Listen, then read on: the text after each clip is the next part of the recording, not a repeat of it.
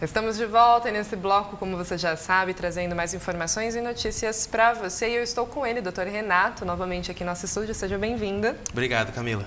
Bom, vamos falar sobre um tema um pouco desconhecido, eu acredito, né? Eu acho que devemos falar mais. Seria dos direitos da pessoa com deficiência física, né?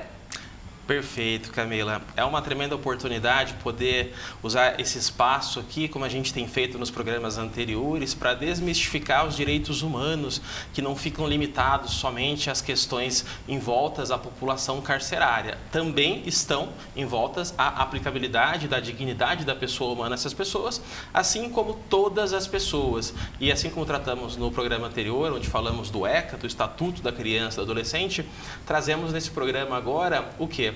O Estatuto da Pessoa com Deficiência. O Estatuto da Pessoa com Deficiência, ele é resultado da Convenção Internacional sobre os Direitos da Pessoa com Deficiência. Antes de mais nada, cabe pontuar algumas terminologias a serem adotadas e até mesmo serem disseminadas para que, de forma alguma, se apresente ou perpetre qualquer forma de discriminação sem o conhecimento adequado.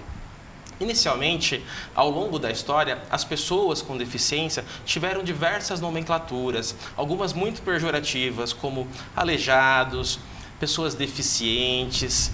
Pessoas buscaram fazer alguns eufemismos, chamando-os de excepcionais, ou o mais recente, que até a terminologia que consta da nossa Carta Magna, na Constituição da República Federativa do Brasil de 88, a terminologia portador de necessidades especiais. Por que todas essas terminologias são inadequadas? Primeiro que essa Convenção Internacional dos Direitos da Pessoa com Deficiência, ela visou avalizar todas as questões inerentes às pessoas com deficiência, sejam as questões de acessibilidade, sejam as questões da dignidade, sejam as questões da promoção da igualdade, e muito se fala que esses estatutos, eles têm a finalidade de proporcionar que essas pessoas sejam privilegiadas, enquanto que totalmente o contrário.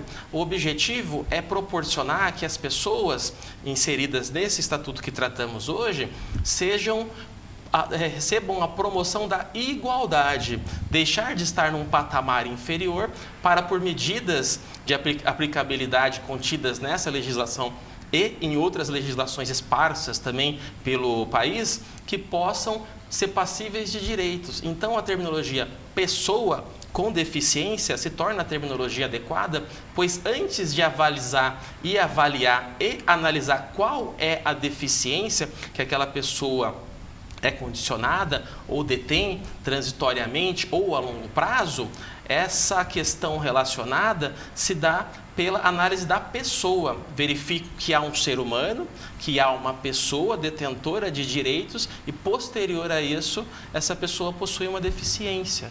Entenderam? Esse aspecto possibilita uma análise mais criteriosa e também a terminologia adequada.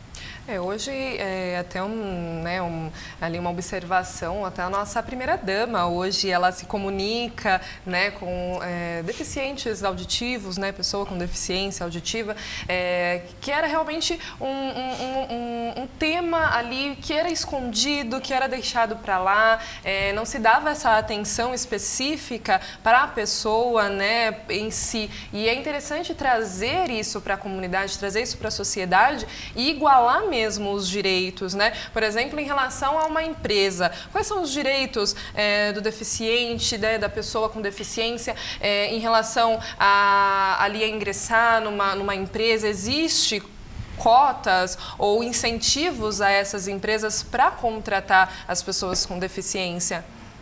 Perfeito, Camila. Ótima análise. Sim, com certeza. Iniciando do ponto inicial que você trouxe a respeito do discurso de posse do atual presidente, sem dúvida alguma foi uma medida bastante arrojada, bastante impactante e também traz uma mensagem de acessibilidade.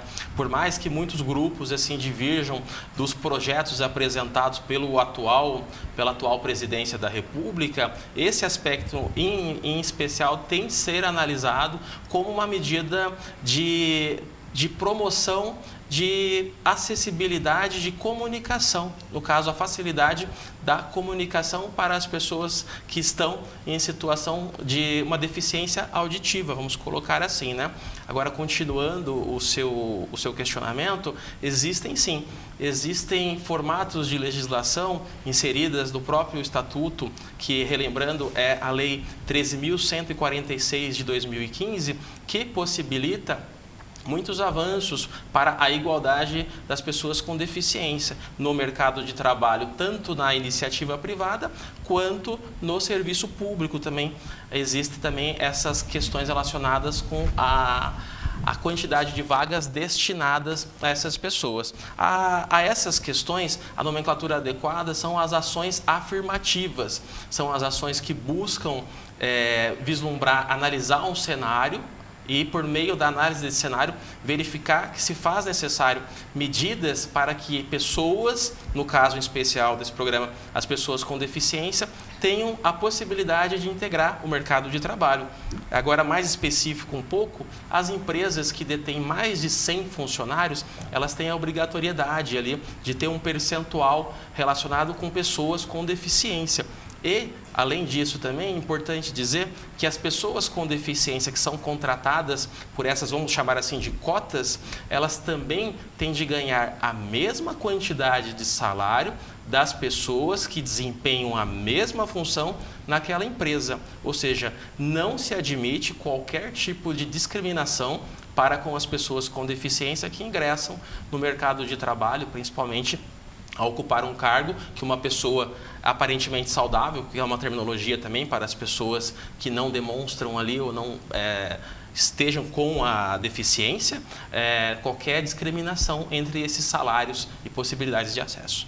E, doutor, quais são mais alguns direitos ou incentivos para igualar, né, para trazer realmente ali a acessibilidade e igualar mesmo todos, né? Quais são outros tipos de direito, outras ferramentas que são utilizadas? Sim, Camila. Se você me permite, eu vou apresentar a definição que está na legislação do que são as pessoas com deficiência, como enquadrá-las assim e como identificá-las, né? Em regra, no artigo 2º se insere ali o que é entendido por essa legislação, recepcionada por meio da convenção relatada anteriormente, do que é uma pessoa com deficiência. São pessoas com uma condição de longo prazo, de natureza limitante física, mental, intelectual, auditiva ou sensorial. E, além disso, essas questões têm que estar diretamente vinculadas com uma questão de barreira. Barreira, ela pode ser a barreira física, como a dificuldade de acessibilidade que os cadeirantes têm, ou mesmo a barreira de comunicação, como bem dito, como foi a possibilidade do discurso da primeira-dama em Libras, né? Dessa forma, essa também é uma barreira de comunicação. E também algumas barreiras também chamadas de barreiras atitudinais, ou seja, de atitudes que impedem o acesso das pessoas. Então, restada essas questões, quais os outros direitos que as pessoas têm?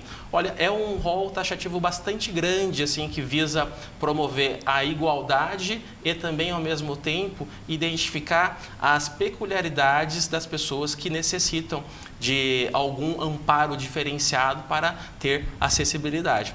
Dentre eles, temos até as questões mais relacionadas com algumas isenções de tributos, dentre eles o IPVA, o IPI, na aquisição até de um veículo automotor, como se diz muitas pessoas conseguem até alcançar por meio desses incentivos e estas isenções um veículo automatizado de ótima qualidade ali para ela proporcionar a sua acessibilidade. Como dito anteriormente, as questões relacionadas com o mercado de trabalho. Em se tratando de pessoas que estão inseridas no ensino, seja em qualquer segmento do ensino, mas é mais comum se verificar as crianças que precisam de um profissional ali para atender a sua necessidade em razão da sua deficiência. As escolas de ensino público, vamos colocar assim, as escolas estaduais ou municipais, elas têm de ter esse profissional especializado. E, muito importante, se tratando de direito, como disse, as pessoas que também se matriculam em escolas particulares. a escola particular, sem nenhum valor extra, ela tem que proporcionar para aquela criança especial, o adolescente especial que está ali, ou um profissional que possibilite que ela tenha o pleno desenvolvimento educacional também. Olha que interessante, mesmo não há necessidade de se fazer uma classe, uma escola específica. Ela tem o direito de ingressar numa escola normalmente, ir às aulas normalmente, mas com acompanhamento de um profissional para essa criança, ou para esse adolescente, ou para essa pessoa que tem a deficiência. Perfeitamente, Camila. E isso, ele não é um aspecto que busca promover somente a igualdade e a acessibilidade. Também promove, dentre aquelas crianças e adolescentes que estão ali interagindo diretamente com aquela pessoa com deficiência, a possibilidade de reduzir os muros do preconceito.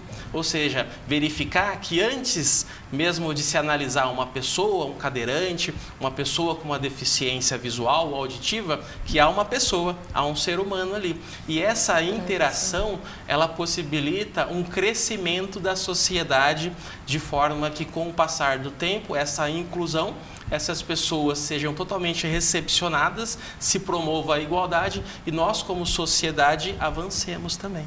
Quebra as barreiras, né? O preconceito, até a forma, às vezes, de não saber lidar, porque não se convive, né? Então, sempre foram excluídos, sempre foram deixados escondidos, né? Eu acho que a palavra certa é o escondido mesmo, né? Sempre foi ali varrendo para debaixo do tapete e foram ignorados, né? E a sociedade acaba não sabendo lidar, não sabe conviver, tem o preconceito e trazer, né, eles para o convívio, a igualdade, enfim, é a sociedade, são pessoas, né? Não há a possibilidade de simplesmente deixarmos eles num canto e esquecermos, isso não existe, né? E os direitos, eles vêm para proteger, eles estão aí para trazer a proteção para eles, né? E como que se faz assim para caso ferido algum tipo de direito ou alguém está vendo alguma coisa em relação, como que se faz, como que se protege, como se ingressa com uma ação, quais são os meios que a gente busca para essa proteção? Perfeito, Camila. A sua análise foi excelente. Como tratamos em todos os programas aqui, identificadas violações, as violações de direito têm de ser apresentadas ao órgão competente, né? Vamos imaginar que se é uma situação pontual entre pessoas ali, se faz a necessidade ou da contratação do seu advogado particular. As pessoas que não têm o acesso a essa contratação podem buscar a Defensoria Pública também. E também as pessoas, dependendo, em se tratando de um crime também relacionado com as pessoas com deficiência, podem apresentar o seu relato ali, a sua informação de notícia crimes ali, à autoridade policial. Dessa forma, são as medidas iniciais. Isso falando entre pessoas. Agora, quando tal violação, discriminação atinge todo um grupo, pode ser acionado o Ministério Público, pode ser acionado também os conselhos municipais ali que buscam fazer essa ponte entre a sociedade civil e o poder público para que essas medidas sejam fiscalizadas, analisadas e responsabilizadas as pessoas que resultaram na conduta. Bom, doutor, muito obrigada pelo esclarecimento, né, pela informação. Seja sempre muito bem-vinda. É sempre um prazer.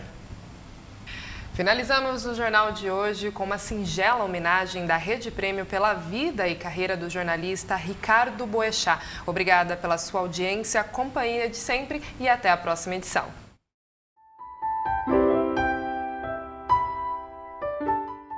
Tanto que depoimentos a autoridades possam se constituir em arapucas. O jornalista Ricardo Boechat morreu na queda de um helicóptero no início da tarde desta segunda-feira.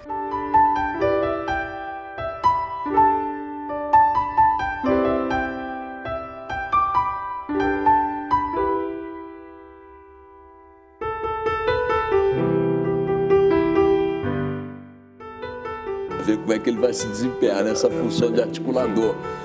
Mas enfim, desculpa.